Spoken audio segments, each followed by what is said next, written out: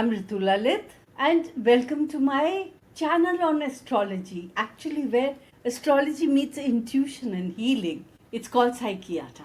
On August 9th, we are going to experience a powerful full moon in Capricorn, and it is in the deeply spiritual nakshatra, Shravan. This is not any full moon, It coincides with Gayatri Jayanti and it brings intense planetary shifts, alignments, which can influence global politics, natural events, and personal karma. Now, let me explain it in detail. Capricorn, as you know, is Makar Rashi in Vedic astrology. It's a sign of structure, governance, discipline, long term system. It is ruled by Saturn, the karmic planet, and it brings value, it brings restraint, it brings things like karma, duty into the energy, into the vibes. And then we are in the Shravan nakshatra during the full moon. Shravan nakshatra is ruled by the moon. It is presided over by Vishnu. It's all about listening, the ear, receiving knowledge, transmission of knowledge, dharma. All this is the concern of Shravan nakshatra. It connects with the themes of diplomacy, communication, and collective conscience, bringing a certain amount of energy, vibe into the zeitgeist. So, when we say it is connecting to the themes of diplomacy, communication, and collective conscience, it means that we are going to start talking about Saturn based values, Saturn based things like structure, governance, discipline, etc. Now, this full moon is on 22-degree Capricorn and it is aspected by the retrograde Saturn from Pisces. So, we have a Saturn based full moon and it is being aspected by a retrograde Saturn. There is great demand for serious responsibility. It is almost as though Saturn is demanding accountability. It is bringing karma into play. Meanwhile, the Sun and retrograde Mercury are in Cancer, forming an opposition.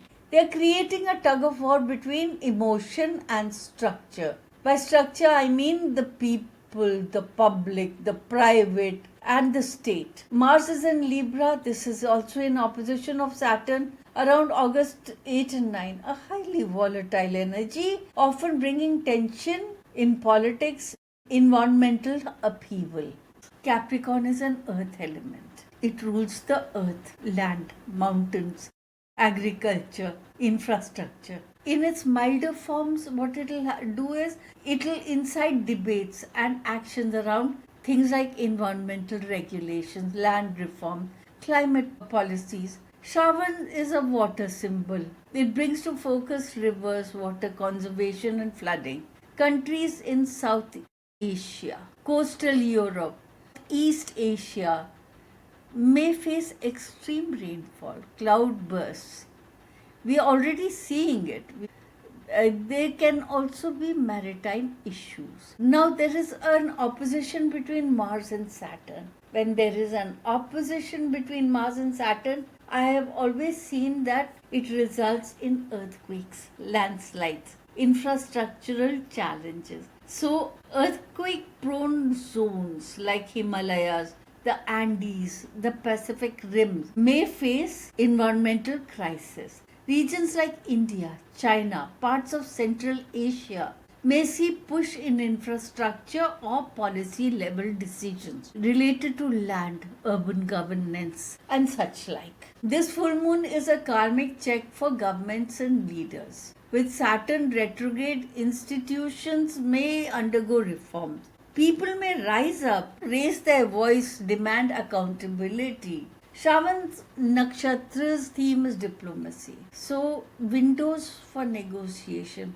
for peace talks, for progress may open, but there is a Mercury retrograde already underway until August 7th. So, there can be miscommunication. I would think that people in power, people who are in charge of negotiating, should be careful. Mars versus Saturn energy will create power gridlocks, aggressive policy clashes, and even protest. This is particularly true for countries where the leadership is already compromised or polarized.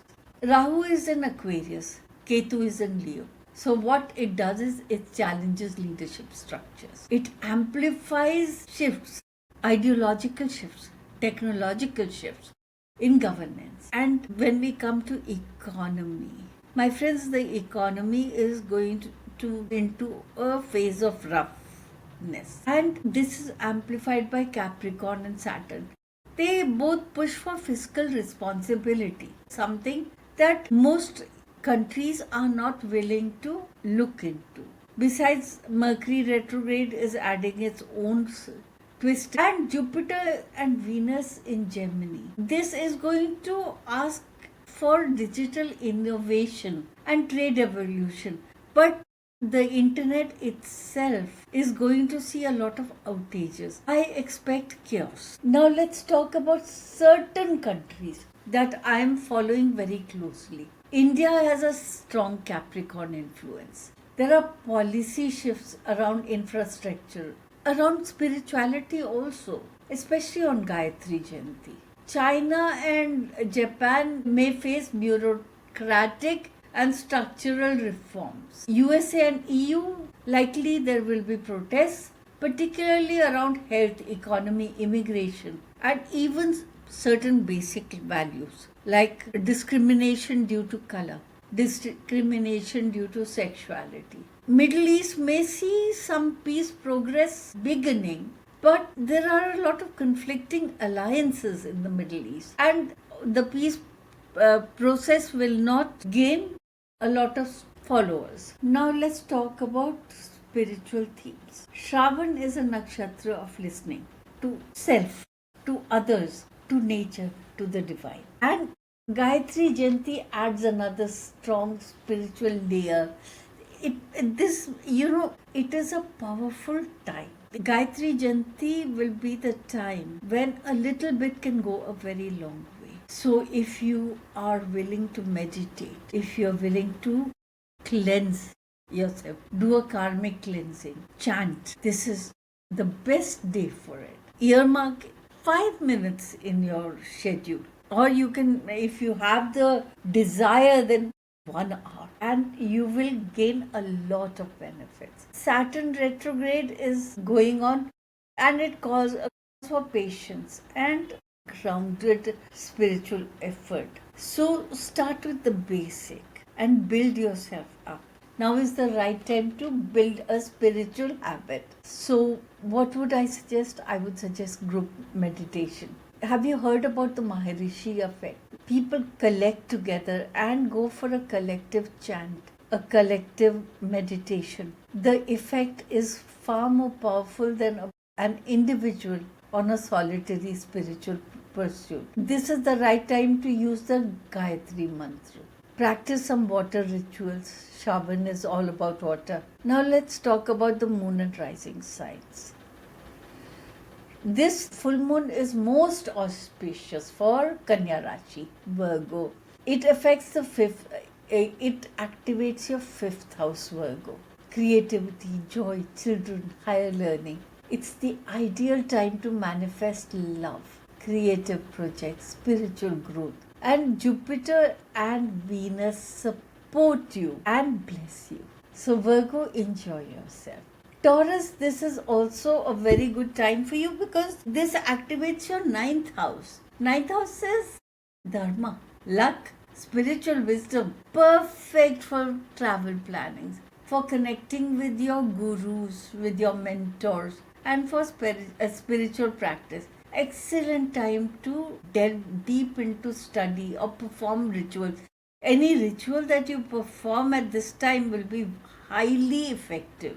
Capricorn, the full moon is in your 1st house, and it's going to bring emotional clarity and self-realization. It's auspicious for releasing emotional baggage, setting personal goals. Grant your energy, it is good for you, and it may even bring you into places of leadership, into places of power. So, good for you, Capricorn. Again, it's also very good for Pisces. Pisces, it will bring you clarity about your long term goals. So, focus on planning. Find what long term goals you have. Cancer, this is a very good time to heal, to communicate, to gain insights into your relationship. Sagittarius, Dhanurashi. This is all about money for you, Sagittarius. It's time to review your income, time to balance your ledger, check how much resources you have and where they are allocated.